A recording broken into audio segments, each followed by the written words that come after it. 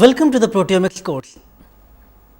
In today's lecture, we will talk about quantitative proteomics, the stable isotope labeling by amino acids in cell culture, SILAC. The complexity and dynamic nature of proteome present major technological challenges. Mass spectrometry advancements have improved the high throughput identification and quantification of proteins. The mass spectrometers have advanced significantly and now offering opportunities to understand the human diseases and discover biomarkers. MS has proven to be an extremely powerful tool to characterize the protein complexes. However, MS is not a quantitative technique to begin with, and peptide ionization efficiency is unpredictable. So, usefulness of this data for the quantitative purpose remains limited. Many advancements in MS during the last decade have provided new ways for protein analysis and facilitated the study of proteomic analysis of various biological systems. Advancement in MS include the development of highly sensitive mass spectrometers, fast scan rates, automation, nanoflow liquid chromatography, as well as new techniques and methods to quantify proteins, its abundance for quantitative proteomic analysis.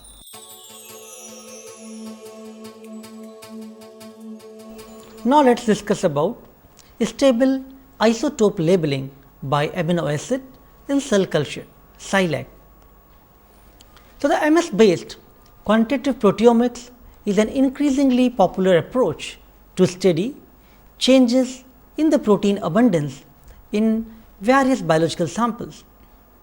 SILAC, which is a metabolic labeling strategy to encode whole cellular proteome, is one of the very widely used method for the quantitative proteomics. In SILAC method, the cells are grown in a culture medium where natural form of an amino acid is replaced with a stable isotopic form such as arginine bearing 13 carbon atoms. Incorporation of the heavy amino acid occurs through the cells grown protein synthesis and turnover. The SILAC method allows for light and heavy proteomes to be differentiated by the mass spec while avoiding any chemical derivatization and associated purification. So, SILAC is a metabolic labeling strategy which uses the stable isotope labeled amino acids in the growth medium. This experiment depends on the cellular protein synthesis to incorporate the stable isotope containing amino acids into whole proteome. For example, arginine or lysine, which contains 6 13 carbon atoms. The SILAC experiments are performed by incorporating the stable isotopically labeled amino acids such as L-arginine containing 613 carbon through the natural protein turnover and cell growth. The cells are cultured in two separate media for the light and the heavy forms. So, the light medium with amino acids of natural isotope abundance, whereas the heavy medium contains the SILAC amino acids of choice. These are usually commercially available. So, the labeled analog of amino acids are supplied during the growth of these cells, which are incorporated during the protein synthesis in all the newly synthesized proteins. After a number of cell divisions, each instance of a particular amino acid is replaced by its isotope labeled analog, and finally, the mass spec can be used for determining the relative protein abundance by the intensity of light and the heavy peptides.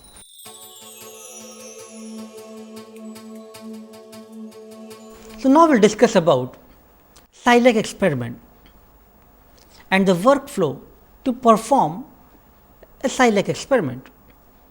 So, in the workflow, we will discuss the SILAC protocols and how to incorporate SILAC labels into any given experiment. So, let us have a look on the workflow for performing a SILAC experiment. First step is preparation of SILAC labeling medium. Second, adaptation of cells from the normal DMEM medium to SILAC labeling media. Third, the differential treatment application to the SILAC cells. Fourth, cell lysis and protein estimation. Fifth, MS analysis and quantification. So, let us look at the workflow stepwise. The first point, the preparation of SILAC labeling medium. So, in SILAC experiment, any defined media with known sources of amino acids can be adapted for labeling. The amino acid for labeling can be left out from a media formulation to ensure that the light and heavy amino acid stocks used in the media preparation are only available source of amino acids in cells. So, there are two widely used media. One is the Dalbaco's modified Eagles medium, DMEM and RPMI 1640. The arginine, lysine and methionine are removed from the standard formulations. The light medium is the naturally abundant isotopic forms of amino acids, whereas the heavy medium is the same medium which lacks the desired amino acid. For example, the arginine and lysine, and it can be substituted as the heavy isotopic forms. So, here I am providing you one example of stable isotope labeled amino acids. 13 carbon 6 L-lysine is a stable isotope of 12 carbon 6 L-lysine. It gives 6 Dalton difference in the mass spec as compared to the 12 carbon 6 L-lysine. The 13 carbon 6 L-arginine is another stable isotope of 12 carbon 6 L-arginine form. It is again 6 Dalton heavier than the 12 carbon 6 L-arginine. So, for the preparation of SILAC labeling media, one need to add various supplements such as serum, antibiotics. So, a recommended percentage for the serum could be 10% dialysed fetal bovine serum and 1% of antibiotic and glutamine, but these percentage can be optimized depending upon type of cell cultures. In the SILAC experimental workflow, let us discuss about second point, the adaptation of cells from the DMEM media to the SILAC labeling media. These cells need to be adapted due to the slight differences in media formulations. So, if the cells are grown in DMEM medium, it should be first split into two culture dishes containing a light and heavy SILAC medium. So, first take out 10 to 15% of cells from the original flask, the original culture, and allow it for doubling. Then subculture cells in respective SILAC medium, the light and the heavy medium, and allow it for at least 5 to 6 cell doublings. I will discuss that, like what is the significance of this doubling process in the next couple of slides. So, for the adaptation of cells from DMEM to SILAC labeling media, at the end of this adaptation phase lies the cultures by adding 6 molar urea, 2 molar thiourea and then extract the protein, reduce disulfide bonds by adding 1 millimolar of dithiotritol, then add 5 millimolar of iodoestamide to alkylate the cysteine residues, add trypsin overnight for digestion with the enzyme and substrate ratio for 1 to 100. Then these samples can be analyzed by LCMS or LCMS-MS, but first thing one need to ensure that the SILAC labels are fully incorporated. So, adaptation of cell lines in heavy medium is the first step in SILAC based experiments. Cells are adapted in heavy medium for at least 5 or 6 doublings to be fully labeled. The digested protein samples can then further be analyzed by mass spec. These are representative spectra showing M/Z ratio and the relative intensity of light, medium and heavy forms. So, in SILAC experimental workflow, let us discuss the third point, the differential treatment application to the SILAC cells. So, differential response between the control and experimental cell populations can be introduced by treatment of drug, growth factors to one cell population.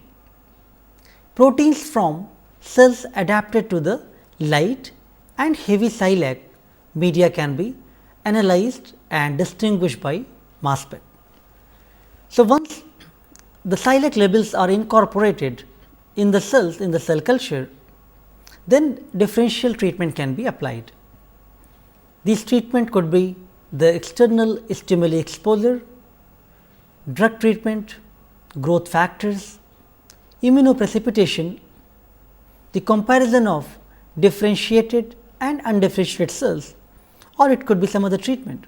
While we are doing this labeling, it is very good idea to replicate the experiment, to repeat the experiment to ensure that the fold changes are uniform, and also a reverse labeling should be performed to check for the reproducibility, because if reverse labeling is also showing similar trend, then it means experiment is unbiased due to any labeling issue. During SILAC experiments, one also need to check for the arginine to proline conversion, and these could be manually adjusted for the experimental conditions. One may need to reduce the arginine concentration or add proline to the medium to overcome such issues. Now, there are some softwares which are designed which can be used for counting for these arginine to proline conversion, and then experimental conditions can be adjusted accordingly. In the SILAC experimental workflow, let us discuss fourth point, cell lysis and protein estimation. So, once the cells have incorporated the labels, now these cells can be harvested by using any standard protocols which one uses in the tissue culture. One need to obtain a small aliquot of each cell lysate and estimate protein quantification.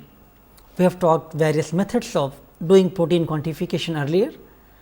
One can use Bradford assay or some other type of protein quantification assays. After the protein concentration determination, the protein concentration should be normalized prior to mixing both heavy and light lysates.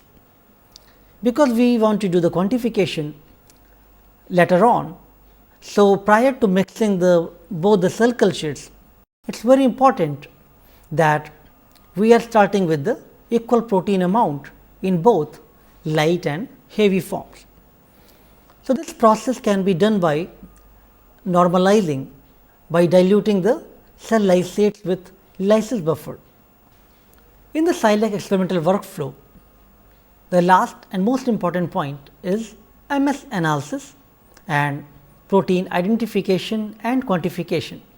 So, as we discussed earlier, prior to MS analysis, one need to do dithioethritol treatment to cleave the disulfide bonds, isoesteramide treatment for alkylation and trypsinization for protein digestion. These treatments should be performed, and then the combined digested mixture and desalted peptides can be further used. The desalting can be performed by using C18 columns. So, by using raw MS data files, extract the sequence specific MS by MS peak list, and then it can be used for the identification of peptides and proteins using various databases search. The quantification of SILAC labeled peptide pairs, which are light and the heavy peptide pairs. So, these peptides containing, for example, heavy arginine are heavier than 6 Dalton of the normal ones. So, these fold abundance ratios can be determined in different methods. Here there are two ways are suggested to calculate the ratio of the intensities of each peptide from individual MS spectrum, or the ion chromatograms of light and heavy peptides eluted from the reverse phase columns, and then it can be used to determine the ratio of areas under curves. So, in this MS spectra, the pairs of chemically identical peptides of different stable isotopes can be differentiated due to their mass difference. The ratio of peak intensities for such peptide pairs demonstrate the population ratio for two proteins. So, here I have shown the light and heavy form separation with the 6 Dalton difference. So, having discussed the workflow for performing a SILAC experiment, let us have an overview of the protocol. So, in SILAC, two different cell populations can be grown in DMEM media containing 13C6 stable labeled form of arginine in place of normal or light arginine. After allowing for 5 or 6 doublings in each protein, the arginine is heavy form now. These cells can be combined and further lysed prior to further proteolytic steps. So, continuing into the protocol, once we have combined these heavy and light populations, then these can be separated on the SDS page gel, and each of these bands can further be digested by adding trypsin. So, after digestion of isolated proteins to peptides by trypsin, the arginine containing peptides will be 6 Dalton heavier than their light counterparts, which can be analyzed by using mass spec.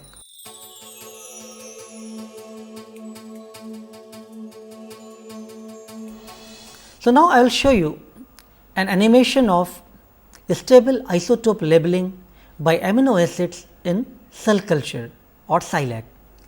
So, let us discuss about SILAC method. SILAC is a simple method for in vivo incorporation of a label into proteins for the quantitative proteomic purposes.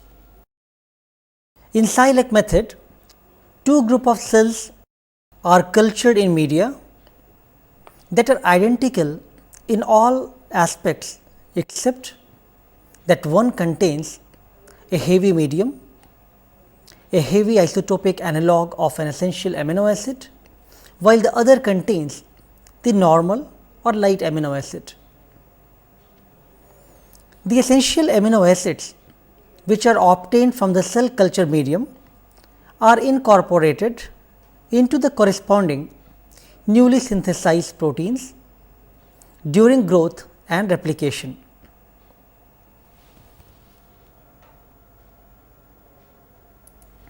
The medium containing the heavy amino acids will give rise to heavy isotopic proteins.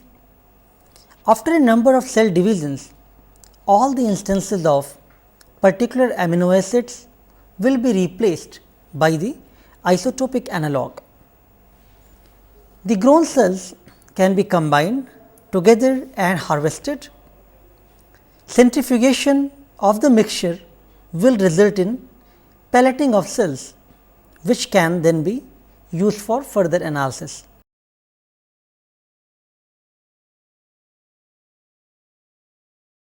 The grown cells are then lysed using a suitable lysis buffer,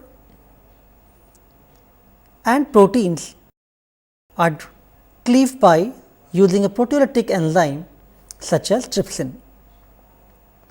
This results in a mixture of light and heavy peptide fragments, which can be quantified further by using mass spec. The complex mixture of peptide fragments is further separated by SDS page to simplify this analysis. Each band of the SDS page gel is cut out and redissolved in a suitable buffer solution. These simplified peptide fragments can then further be used for mass spec analysis.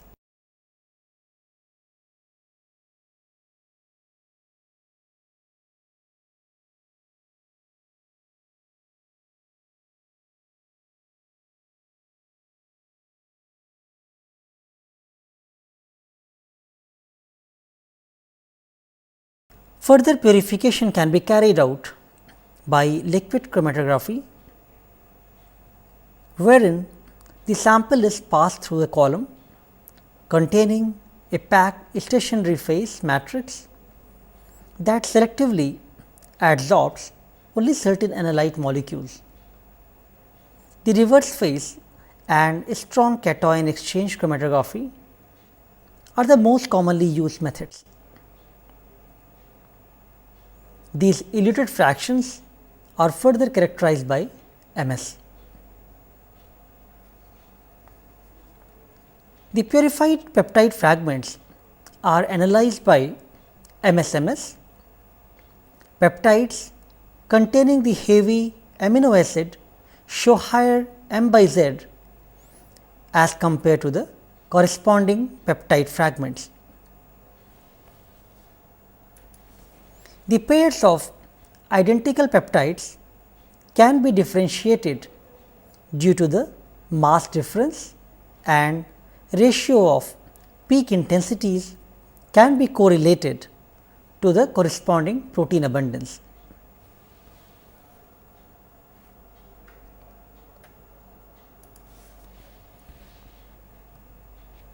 The data obtained from tandem mass spectrometry following SILAC experiment can be analyzed by means of mascot search engines. The MSMS data analysis shareware requires input from the user regarding the experimental parameters used, such as enzyme cleavage, protein name, modifications, instrument used, peptide charge, etc., and the desired search criteria like taxonomy, peptide tolerance, etc. The commonly used protein databases against which the MS information is processed to retrieve sequence data include NCBI, MSDB, and SysProt. The data file generated from MS is uploaded and the search is carried out.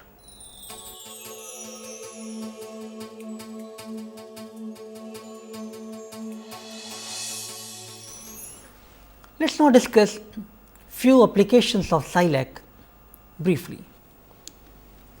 The SILAC method is very promising for any cell line. So, this method can be applied for any cell lines, whether it is HeLa cell, C127, HEK293 or different type of cell lines people have shown. However, the media formulation and the growth optimization is required individually for each cell line. SILAC applications have been demonstrated in different applications such as cell signaling, studying the induced protein complexes, studying temporal dynamics, identification of kinase substrates, studying differential membrane proteomics. So, there are various applications. We will have a look on some applications now. So, Ong et al. In 2002 published a paper in Molecular Cell Proteomics, which was the first SILAC application demonstrated, where they used the relative quantitation of changes in protein expression during the time course of myoblast differentiation in mouse cells. Researchers have reported various unique metabolic labeling strategies. For example, by using tyrosine, the identification of tyrosine kinase substrates using 13C tyrosine.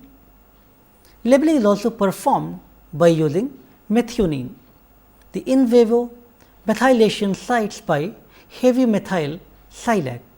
There are numerous studies based on the global protein expression profiling using SILAC method. I am just highlighting some of the very earlier studies which set up the path for performing these protein expression profiling. So, a study by Everly et al. In 2004 analyzed the expression level of more than 440 proteins in the microsomal fractions of prostate cancer cells with varying metastatic potential. Another study by Gu et al. Investigated the early stage of apoptosis by inducing the p53 upregulated modulator of apoptosis. SILAC has also been used for functional assays to study the protein-protein interactions. A study by Blagoy et al. Used the differential labeling of proteins in EGF stimulated versus unstimulated cells. A study by De Hoog et al. Did quantification of proteins interacting in an attachment dependent manner with focal adhesion proteins. These are just few examples of studying the functional assays and performing protein interactions using SILAC. The identification of proteins which are enriched in specific cellular structures. A study by Foster et al. Used the first functional proteome analysis of rafts, and they showed the specific detection of proteins depleted from the rafts by cholesterol disrupting drugs. SILAC has been widely used for multiplex analysis to compare the cellular states. Anderson et al. Showed the quantitative analysis of proteome of human nucleoli. Blagoy et al. Performed a temporal analysis of the phosphotyrosine dependent signaling networks to compare the proteome of 3 cell populations. Kratchmar et al. Analyzed the divergent growth factors in mesenchymal stem cell differentiation. These are just few examples of multiplex analysis. Now, if you look into literature, there are many studies which have used the SILAC method for comparison of cellular states. SILAC method has also been used to study the protein turnover. Study by Pratt et al. Used the rate of breakdown of individual proteins by analysis of the mass shift in tryptic peptide fragments. The analysis of the abundant proteins in glucose limited yeast cells which were grown in the aerobic chemostat cultures at steady state was performed by using SILAC method. SILAC has been used for identification and quantitation of protein post translational modifications. Study by Ibarola et al. Identified and quantitated phosphorylation sites. Another study by Balef et al. Also identified and quantitated the phosphorylation sites. So, there are many studies which have used SILAC method for studying post translational modifications. So, interestingly, now SILAC method has been used in different organisms, in bacteria, in yeast. These were the more commonly used SILAC methods due to the growth in the cell culture, but there are some studies on the Arabidopsis in the plants as well as in the mice, which has shown that SILAC can be applied to the wide variety of organisms. So, SILAC applications are straightforward and it only requires some initial attention to the cell culture conditions. Let us discuss the SILAC applications in an animation. Let us now discuss the applications of SILAC.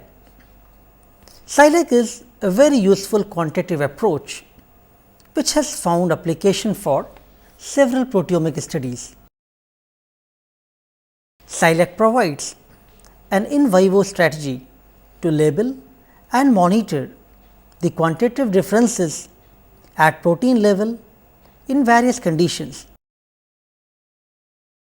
which has been successfully employed for differential profiling and biomarker identification.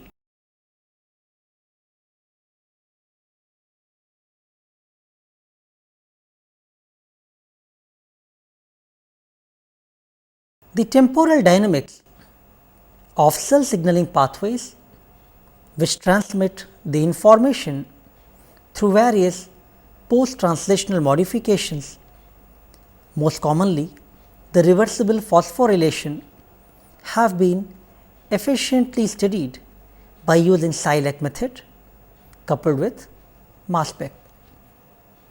The quantitative proteomic studies using SILAC have been carried out with the yeast, which is a model system for eukaryotic cells, to provide insight into various biological processes.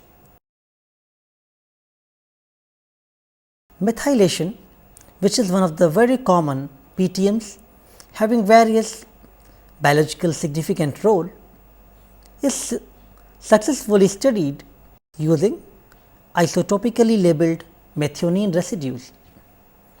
One of the recent application of SILAC include the identification of protease substrates using differentially labeled bacterial cell cultures.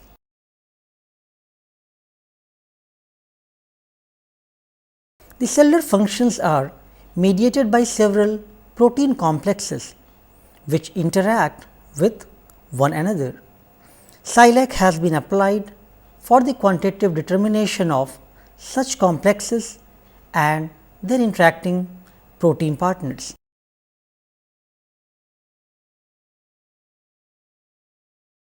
The signaling pathways which involve kinases employed in cell growth and differentiation play a major role in cancer development and progression.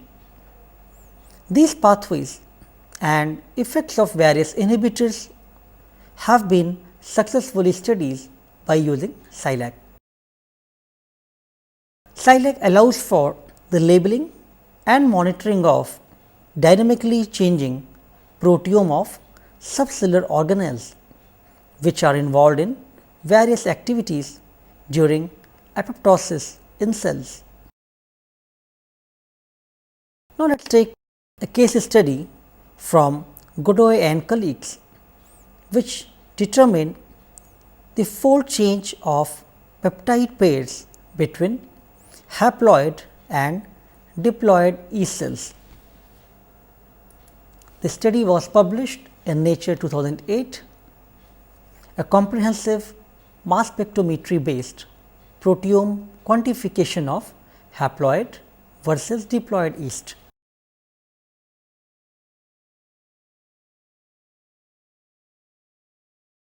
The labeled lysine residues were used to grow the diploid yeast cells, while the haploid cells were grown in normal lysine medium.